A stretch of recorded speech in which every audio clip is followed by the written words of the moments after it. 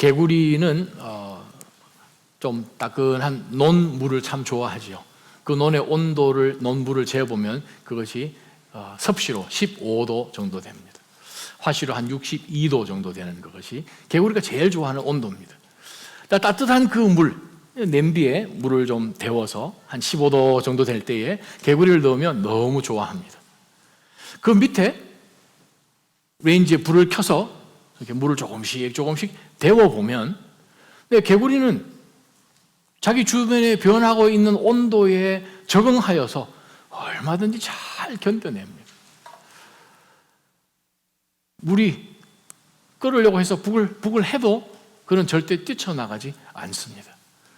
그래서 40도가 지나면 이제 근육들이 이제 풀어지기 시작해서 나중에 바깥에 뛰어나가고자 싶은 마음도 없어지고 물이 나중에 급기야 부글부글 끓는데도 불구하고 눈만 꿈뻑꿈뻑 하다가 요리가 되지요. 바로 그것이 프랑스에서 유명하게 해주는 프랑스 요리 중에 하나입니다. 개구리 주변 상황이 변하는데도 잘 적응하고 있어요. 영적으로 우리가 이 세상 살아가는 가운데서 주변에 모든 사람이 그렇게 사는 걸 가정이 원래 그런 것이고 부부가 그런 것이고 부부간에 남편과 아내의 경계도 허물어지고 가정이란 정의조차도 이제 허물해지는 상황 가운데서 늘상 그러는 것인데 라고 만약에 우리가 생각을 하면서 과연 세상 사람들의 세속화된 그러한 철학과 가치관을 우리가 따라갈 것인가? 우리는 분명히 하나님 나라의 천국의 시민권을 가지고 있는 하나님 나라에 속한 사람들로서 이 땅 살아갈 때에 이 땅의 가치관을 가지고 우리가 계속 나아갈 것인가? 이 세상의 가정이 그렇게 되어가는 모습처럼 우리도 그냥 그래도 괜찮다 하고 생각을 하면서 살아갈 것인가 하는 것이 우리들에게 던져주는 질문입니다. 우리가 지난주에 이어서 오늘까지 보는 말씀 가운데 에베소서에서 우리에게 주는 가정은 교회의 한 부분 모습이기 때문에, 왜냐하면 에베소서 전체는 교회에 대한 교회론에 대한 서신서입니다.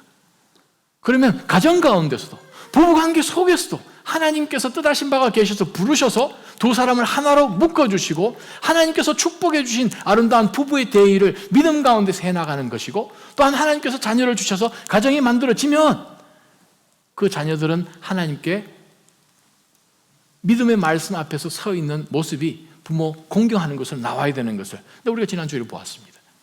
왜 우리가 부모를 공경해야 되는가? 그것은 부모를 공경하는 것은 하나님의 약속이 attach 되어 있는 축복의 명령이기 때문에 그렇습니다.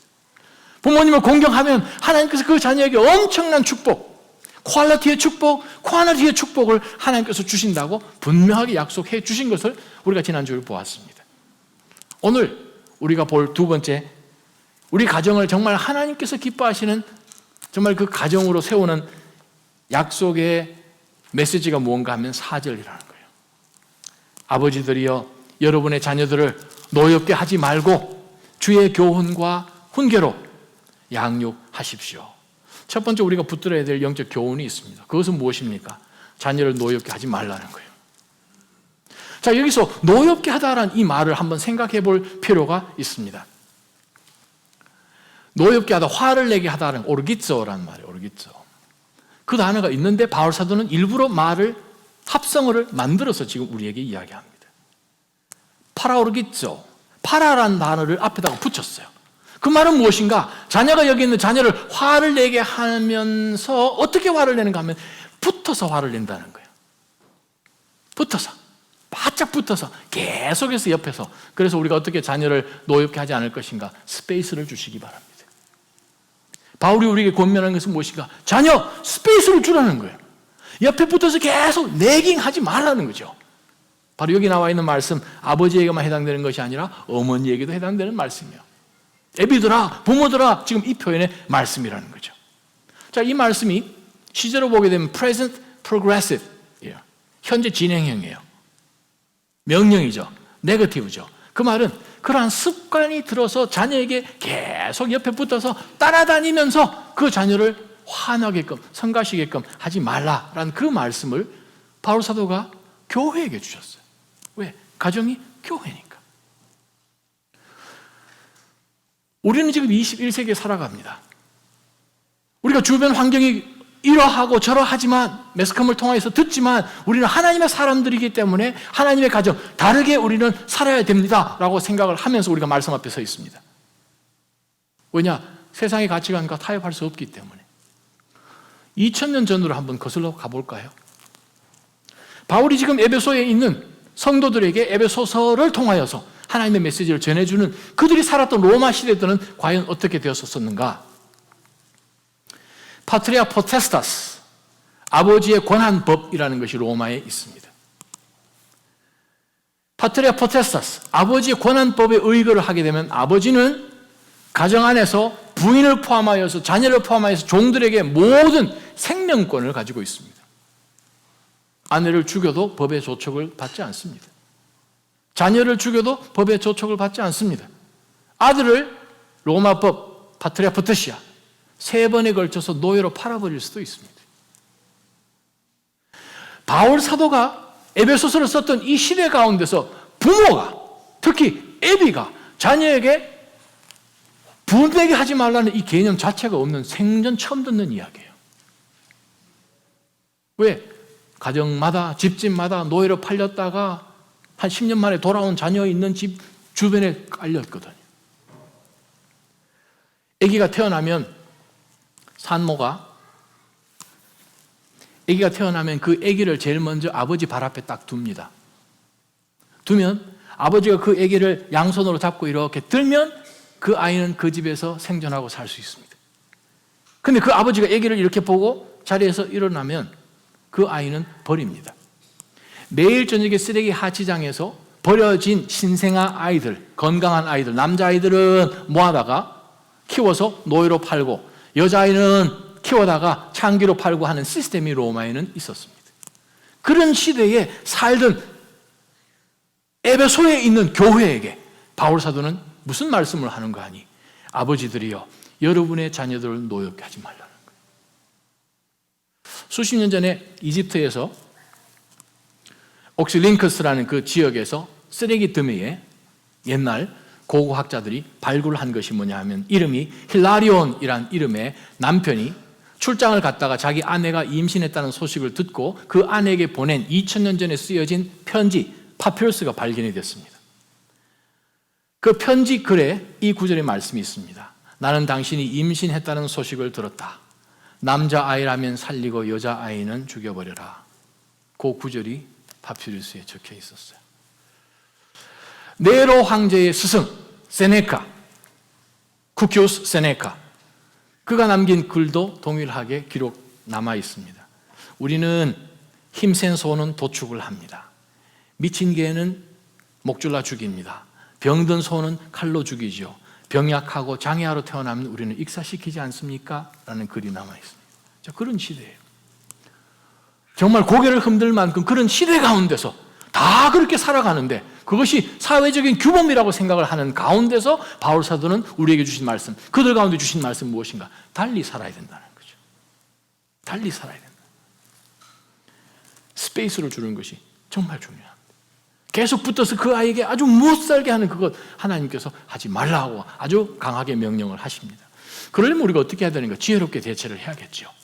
그 아이가 화나지 않도록, 그 가운데서 분이 쌓이지 않도록, 쓴뿌리가 쌓이지 않도록, 부모 앞에서 자녀가 힘이 없으니까 자기 속에 있는 모든 내용들을 다 얘기를 못해서 그렇지 차곡차곡 쌓인다는 거예요.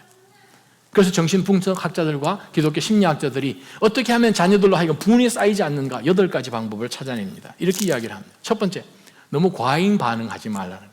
과잉 보호도 하지 말라는 거죠.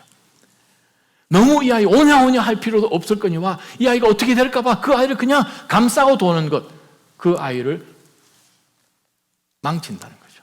심리학에서 제일 먼저 늘 하는 것이 무엇입니까? 우리 서울에 있을 때에도 심리학자들이나 여러 상담가들이 세미나 같은 거 하게 되면 애 망치고 싶으시면 쪼물딱거리십시오. 그렇게 얘기하잖아요. 쪼물딱 하면 애 망치는 거예요. 그냥 스페이스를 두고 존경하고 그 아이가 전혀 다른 가운데서 하나님께서 생명 가운데 주셨으니. 근데 우리가 아이를 키울 때 이렇게 이야기합니다. 제가 목사님, 나 우리 애기 좋으라고 하는 거예요. 다 뭐 내 좋으라고 하는, 우리 애 좋으라고 하는 거지요. 라고 이야기하면서 그 아이에게 우리가 너무나 많은 것을 디맨딩을 합니다. 너무 많이 참견을 합니다. 하지 말라는 거예요. 두 번째는 형제간에 비교하지 말라. 편애하지 말라. 야, 너는 왜 그러냐? 다르게 태어난 걸 어떻게 해요? 너는 왜 언니보다 혹은 너는 동생보다 저 옆집 사람은 또 물론이거니와 이 비교하게 되면 그 아이는 굉장히 힘들어집니다. 마음에 분노가 쌓이죠. 분노가 쌓여요. 아니 내가 누구 닮았네? 내 옆집 아저씨 닮았는가? 내가 엄마 아빠 닮았지. 근데 자꾸 다르다 그러니까 얼마나 이 아이 마음 가운데 상처로 남겠습니까? 세 번째 아이를 망치는 법이 뭔가 하면 애를 끝도 없이 과도하게 뺑뺑이 돌리라 이 말이죠. 목적 지향으로 키우라 이 말이죠. 이거 끝나자마자 또 다른 거 하게 하고 이거 끝나자마자 또 다른 게 하고 그렇게 보면 이 아이 가운데 뭐가 생기나 하면 나는 아무리 많이 해도 부모님을 기쁘게 못 해주는구나. 에이, 그럴 바에야 고생할 필요가 뭐 있어? 라고 이야기하면서 애는 점점점 더 멀어집니다. 네 번째, 말로 이 아이의 길을 한 번에 싹 죽여버리는 거예요. 그렇지. 야, 너는 구제불능이야. 또 그리 됐어? 그러면 걔는 생각합니다. 나는 구제불능이구나. 그렇게 생각하는 가운데서 그 마음 가운데 쓴뿌리가 계속 쌓이게 됩니다. 정말 그렇게 되는 거예요. 우리가 키울 때에 정말 의식하지 않고 내뱉는 말들 가운데서 우리가 얼마나 실수를 많이 하는지 모릅니다. 다섯 번째, 자녀를 위해서 내가 어떠한 희생도 하지 않으리라. 너 실수로 태어났어. 그렇게 하면 얘는 자기 평생이 미스테이크로 생각하는 거예요. 어떻게 되겠습니까? 그 마음 가운데. 너가 없었으면, 그러면 이 아이도 생각합니다. 오케이. 내가 힘이 되어서 내가 독립할 때 되면 나는 떨어져 나오겠습니다. 우리 보통 이런 말 하죠. 무자식이 상팔자다. 근데 그거 성경하고 정반대되는 사단이 주는 말씀인지 아시죠? 네. 무자식이 상팔자가 아니에요. 하나님은 우리에게 놀라운 은혜로 하나님이 우리에게 자녀를 주신 거예요. 또 자녀를 안 주신 것도 하나님께서 우리가 무엇이 필요한지를 다 아시고 하나님의 때에 허락하시고 우리 주변에 보세요. 건강하고 남자나 여자나 남편이나 아내가 전혀 의학적으로 문제가 없는데 자녀 안 생기는 경우 주변에 얼마나 많습니까? 하나님이 다 아시고 필요한 가운데서 주신다는 거예요. 또 주시면 주신 가운데서 그렇게 키우고 희생해야 되는데 절대 자녀를 위해서 희생하지 않고 내 것 챙기는 그것 자녀로 하여금 마음 가운데 쓴뿌리가 앉게 한다는 거죠. 여섯 번째, 나이에 맞지 않게 빨리 키우려고 하는 것. 성급하게. 지금 이제 6살이에요. 그런데 이 6살이 16살처럼 행동하기를 이 아이에게 요구를 하면 사실은요, 저희 교회에 우리 아이들 지붕 올라가고 하는 거 정상이에요. 그거 비정상 아니에요. 만약에 그 아이들이 와서 엄마 옆에 이렇게 있으면 걔 병원 가야 돼요. 걔. 침 이렇게 쥐 흘리면서 이렇게 있으면 그거 얼마나 심각한 거예요. 애들은 뛰어놀아야 정상이에요. 그러한 사실 상황을 만들어주고 안전하게 못 해주는 우리가 사실은 잘못이죠. 아이는 정상적으로 그 시점 가운데 그 시기에서 해야 되는 행동으로 성장하는 것이 그것이 정상인데 무슨 일을 하든지 간에 야 너는 아직까지 어떻게 차디시하게 그게 뭐냐 그러면 얘가 하는 게 모든 게 비성숙한 그러한 행동처럼 자기 스스로 마음을 닫아버리죠. 일곱 번째, 사랑을 가지고 무기로 삼으면 네가 잘하면 내가 사랑해 줄게. 너 이거 못했어? 난 너 미워. 그러면서 이제 엄마가 이제 얼굴색을 싹 바꾸면 아이는 이게 사랑이 이게 도대체 뭔가? 무조건적으로 하나님 우리에게 그러한 사랑을 주셨는데 우리는 사랑을 가지고 이 아이를 조정하려고 들 때에는 아이를 망친다는 거예요. 마지막 여덟 번째, 신체적인 것이나 언어적인 폭력을 쓰는 것. 로마 시대 때는 그렇게 했었어요. 자녀가 아버지 이름을 잘 부르지도 못하는 그러한 시대 가운데서 종 중에 똑똑한 사람 하나 세워가지고 선생을 둬서 그 선생 밑에 있도록 하죠. 아버지 밑에 있지 않죠. 그러니까 성년이 되었을 때야 아버지가 결정을 하는 그러한 희한한 사회 가운데서 그들이 살았습니다.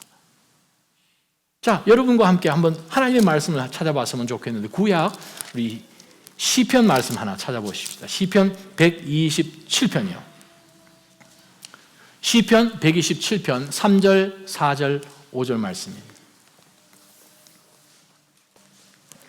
함께 한번 읽어봅니다. 자식들은 시작. 자식들은 여호와의 유산이요 모태의 열매는 그분께 받는 상이다. 젊을 때 낳은 아이들은 용사들의 손에 든 화살과 같다. 화살통이 화살로 가득 찬 사람은 복이 있으니 그들이 문 앞에서 적들과 싸워도 수치를 당하지 않을 것이다. 그 말은 무슨 말인가 하면 자녀들이 내 자녀가 아니구나. 내 새끼가 아니구나. 왜냐하면 하나님께서 주신 기업이라고 말씀하십니다. 기업. 기업이라는 표현이 사실 유산이라는 표현보다 더 정확한 번역인데, 기업.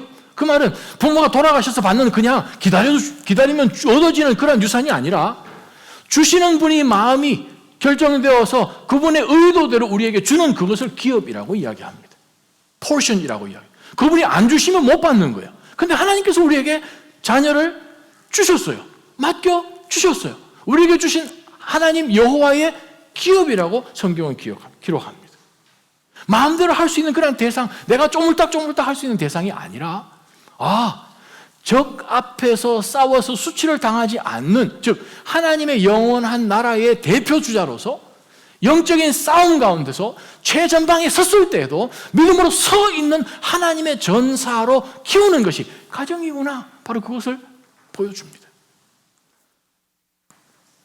4절 보세요. 젊을 때 낳은 하나님이 주신 자녀들은 용사들의 손에 든 무엇이라고요? 화살과 같다. 화살. 길 지나가면 길거리에 떨어져 있는 게 화살이죠? 아니죠. 화살은 궁수가 화살할 만한 나무를 찾고 가지를 잘라서 똑바르게 튼튼한 가지를 스트레이트하게 만들고 다듬고 갈고 만들어서 깃을 붙이는 것, 힘을 써서 애써서 만들어내는 것이 화살이에요. 자녀, 하나님이 주셨구나. 하나님의 목적에 딱 맞을 수 있도록 하나님께서 나에게 그렇게 양육하고 키우라고 주신 자녀구나. 하나님의 목적이 따로 있구나. 바로 그것이지요. 우리가 분명한 것은 자녀는 여호와께서 우리에게 주신 기업인 것을 기억하고, 또한 5절에 보면 상급이라는 말씀을 하십니다. 3절 하반절에 상급이라. 상급은 무엇입니까? 열심히 일해서 얻는 것은 wages죠. 그러나 상급이라는 것은 동일하게 상 주신 분이 그 마음대로, 당신의 마음대로 우리에게 주시는 것, 상급인 거예요. 세상 사람들이 자녀들에 대해서 생각하는 것과 전혀 다른 것을 성경 말씀은 우리에게 분명히 말씀하고 계십니다. 두 번째, 우리가 하나님의 말씀을 들여다보면서 아버지들이여, 여러분의 자녀들을 노엽게 하지 마십시오. 노엽게 하지 않으려면 자녀들에게 스페이스를 줘야 되고, 동일하게 지혜롭게 이 자녀들이 분노가 쌓이지 않도록 해주는 것 참 중요하죠. 두 번째 메시지는 무엇입니까? 4절 하반절에 보게 되면 주의 교훈과 훈계로 양육하십시오. 이것도 동일하게 명령입니다. 명령문으로 쓰였어요. 두 번째 우리가 붙들 영적 교훈은 그것입니다. 청지기 의식으로 양육해야 된다는 거예요. 내 자녀이기 때문에가 아니라 청지기 의식으로. 자, 이 본문 가운데 자세히 들여다볼 단어가 있습니다. 교훈과 훈계란 단어예요. 교훈, 디스플린이란 단어예요. 교훈이라는 것은 잘못되었을 때에 그것을 고쳐서 커렉션해서 바로 갈 수 있도록 해주는 그것을 교훈이라고 이야기를 합니다. 훈계는 무엇인가? 훈계라는 것은 노페이지아라는 단어는 인스트럭션이라는 뜻이에요. 모르기 때문에, 본 적이 없기 때문에 이렇게 하는 것이야, 본을 보여주는 그것이 훈계로 번역되어 있습니다. 우리가 하나님께서 허락해 주신 가정, 또한 하나님이 허락해 주신 이 자녀들, 여호와의 기업의 이 자녀들을 어떻게 키워나갈 것인가? 청지기 의식으로 키워나가야 돼요. 그러면 어떻게 하면 청지기 의식으로 키워내는가? 첫 번째는 디스플린입니다. 디스플린. 부부가 다 사회학자였습니다. 유명한 사회학자였고 하버드 법대에서 리서처로, 또한 지난 20세기에 미국 최고의 범죄학의 권위였어요. 닥터 셸던 글루익하고 그 아내인 엘리나 글루익이 Unraveling Juvenile Delinquency, 청소년 비행 해법에 대한 조사 결과란 제목으로 리포트를 제출했습니다. 20세기 최고의 범죄학 권위자였습니다. 부부가. 자, 그분들이 발표한 것은 5세 아동 아이들이 커서 범죄자가 될 가능성에 대해서 실험을 했습니다. 그런데 그 실험 결과가 정확도가 90%가 높아요. 그러면서 이 두 부부가, 세큘러 부부가 이 자녀가 어려서부터 성장을 할 때에 절대 나쁜 사람이 되지 않도록 하기 위해서는 4가지 충족 조건이 있어야 한다라는 그것이 그들이 발표한 결과입니다. 첫 번째는 뭔가? 아버지의 엄격하고 공정하고 일관성 있는 디스플린이 있어야 돼요. 아버지가 이랬다 저랬다가 아니라 일관성 있고 엄정하고 엄격한 디스플린을 가지고 자녀를 양육하는 것이 첫째. 두 번째는 자녀가 성장할 그 성장기에 어머니가 항상 슈퍼바이저를 하면서 그 아이와 놀아주고 그 아이 시간에 항상 같이 있어주는 그것. 세 번째, 부부 서로 간의 사랑을 늘 확인하고 자녀에게 사랑을 보여주고 자녀가 부부가 서로 사랑하는 것, 자기 자신을 그렇게 아낌없이 사랑해주는 그것을 느낄 수 있도록 해줘야 된다. 세 번째. 네 번째는 가족 모두가 함께 시간을 보낼 수 있는 그런 활동 가운데서 서로가 인터랙트 할 수 있는 시간 가운데서 성장을 해야 이 자녀는 곁길로 나가지 않는다는 거예요. 미국에서 정신분석학자로 정신과 의사로 유명한 사람이 있죠. 닥터 폴 메이어. 그렇죠? 메이어 클리닉이라고 우리가 일반적으로 부르죠. 네. 아주 독실한 크리스찬이고 또 안수받은 목사님이기도 하죠. 자, 닥터 폴 메이어도 발표 가운데서 본인이 유명한 정신과 의사고 또 클리닉들 유명한 미국에서 또 가지고 있으니까 그분이 발표한 것도 크게 다르지는 않습니다. 5가지를 그는 이야기를 합니다. 첫 번째, 부부 간에 정말 진실한 사랑과 자녀에게 그러한 사랑을 보여주는 것이 참 중요합니다. 두 번째, 엄격하고 일관성 있는 훈계로 자녀를 키워내야 됩니다. 세 번째, 부모나 자녀나 동일하게 적용이 되는 기준이 있어야 됩니다. 하나님 말씀이요. 부모에게는 그것이 exempt되고 자녀에게만 적용되는 그것이 아니라 동일하게 부모에게도 자녀에게도 적용되는 그런 동일한 하나님의 기준이 있어야 된다. 네 번째, 그 기준 앞에서 이 자녀들이 아버지가 어머니가 잘 따라가는구나. 부모님의 본보기요. 부모님은 기도하고 말씀하는 것이 조금 등한히 하는데 너 기도해. 그러면 얘가 기도하겠습니까? 본보기가 영적인 것이 있어야 되는 거죠. 마지막 5번째는 가정에서 분명한 아버지의 역할이 있어야 된다라는 것이 닥터 폴 메이어의 메이어 클리닉에서 나온 5가지 아름다운 가정을 세우는 방법입니다. 그러면서 닥터 폴 메이어가 무슨 얘기를 하는가 하면 노이로제 환자 중에 거의 100%가 아버지가 없거나 가정에서 어머니가 주도적인 역할을 하는 가정에서 성장했다라는 보고가 있습니다.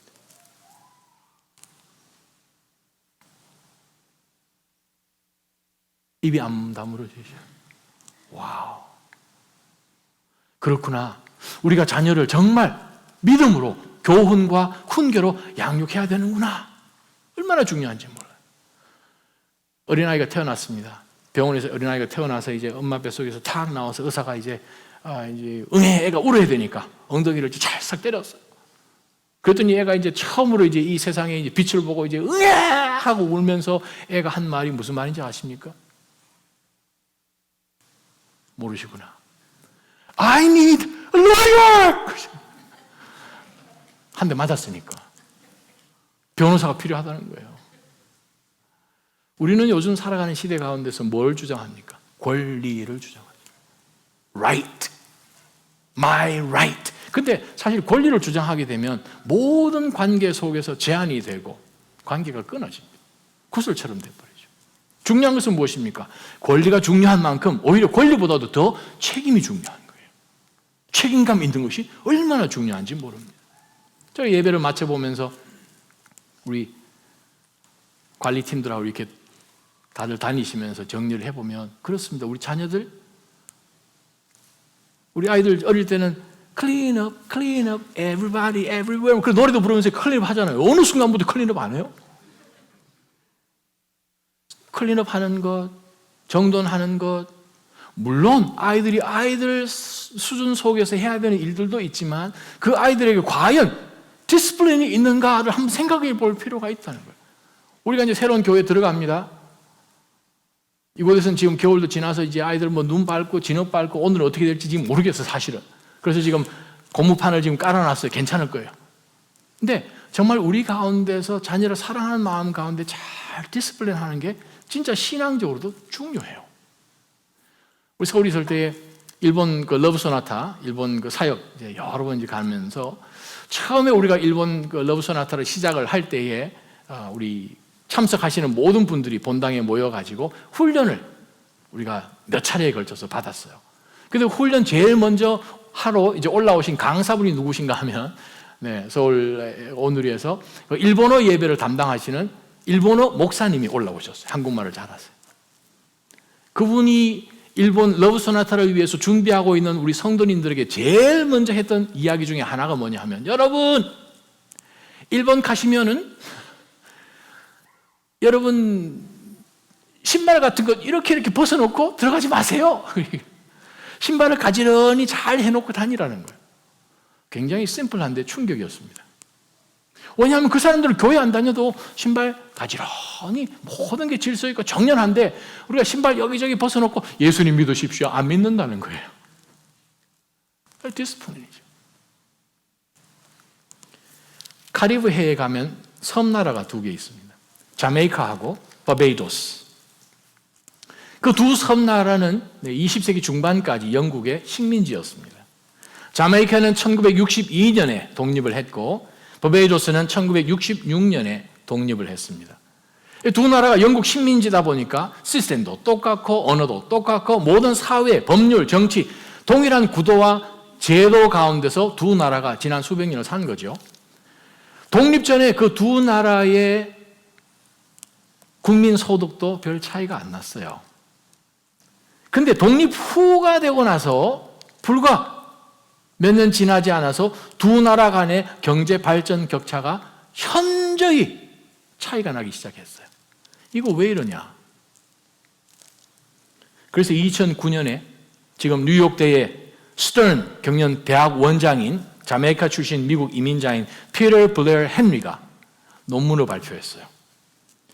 제도 대 정책, 두 개의 섬 이야기라는 제목으로 논문을 발표했는데, 그 논문 결론이 무슨 줄 아십니까? 두 나라 아무리 조사를 해봐도 배경이나 법률 조직이나 구조나 모든 것에서 똑같다.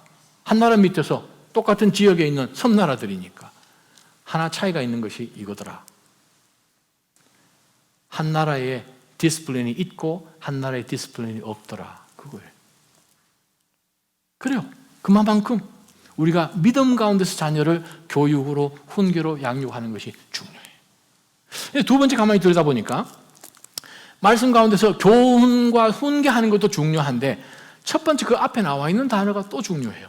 주의 교훈과 주의 훈계로 양육하십시오.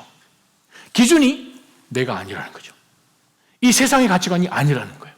무엇으로 이 자녀에게 훈계와 교훈으로 인도할 것인가? 주님이라는 거죠. 주님. 지난 주일날 우리가 함께 보았던 하나님의 말씀 한 군데 찾아볼까요? 잠언 22장 6절 말씀이에요. 잠언 22장 6절 말씀에 어린아이에게 길을 가르치라. 어린아이에게 바른 길을 가르치라. 그러면 나이 들어서도 그 길을 떠나지 않을 것이다. 라는 그 말씀이에요. 자, 여기에서 가르치다, 이 어린아이에게 길을 가르쳐라 라는 그 말씀 가운데서 우리가 한번 봐야 될 단어가 있어요. 여기서 가르치다는 것은 그냥 인포메이션을 주다는 뜻이 아니에요.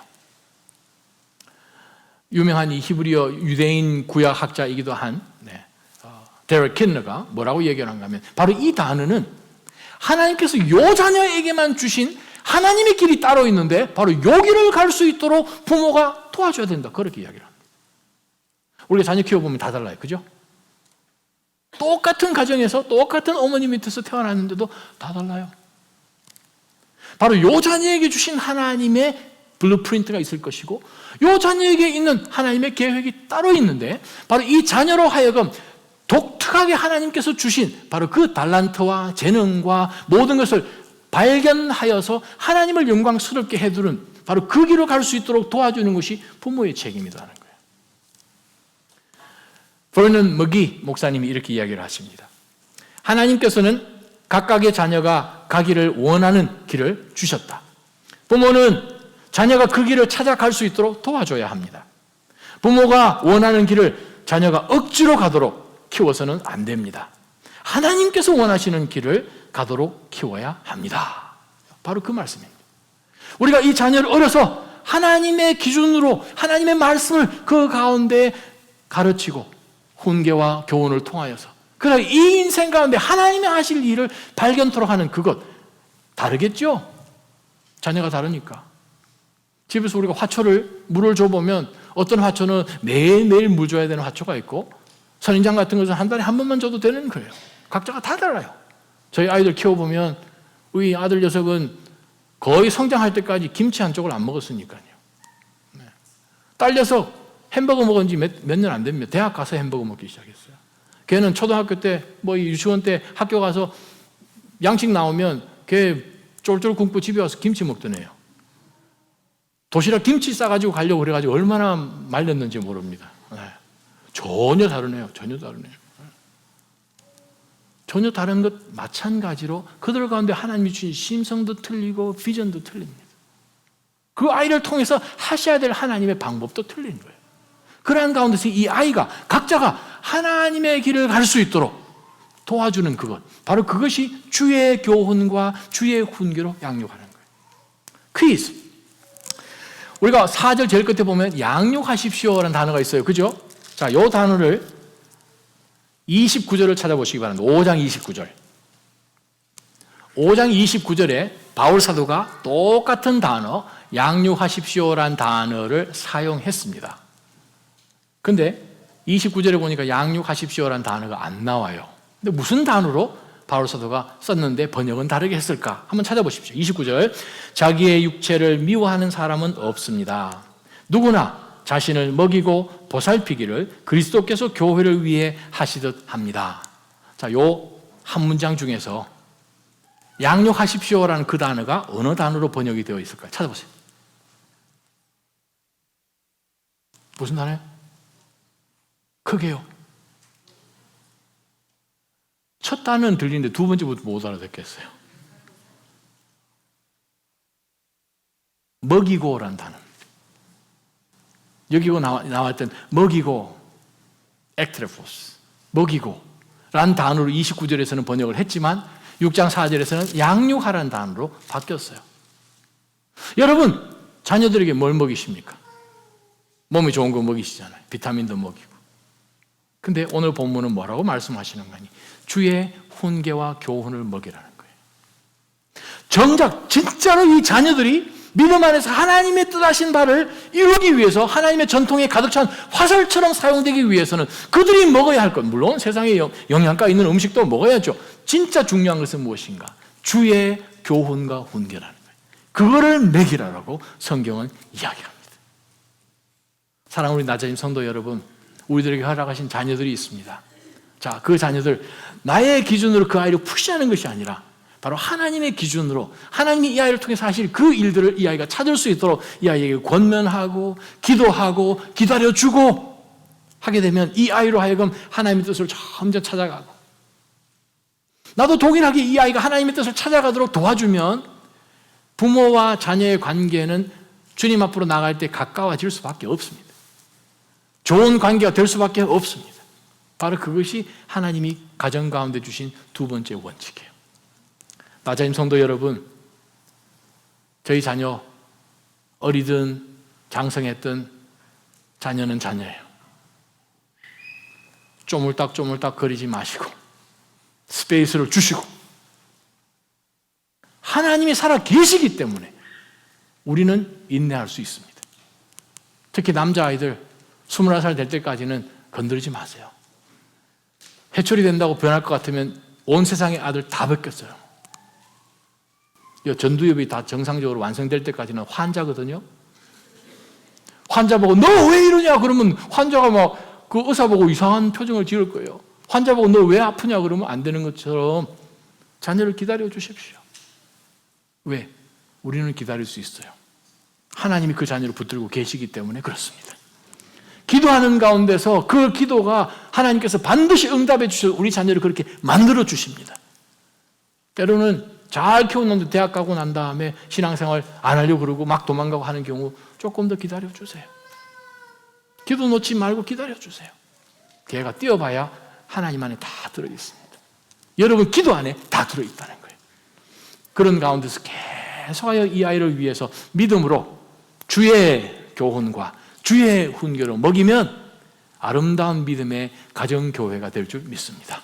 그러한 놀라운 하나님의 축복의 통로 되기를 주님의 이름으로 축원합니다. 한번 기도하십시다.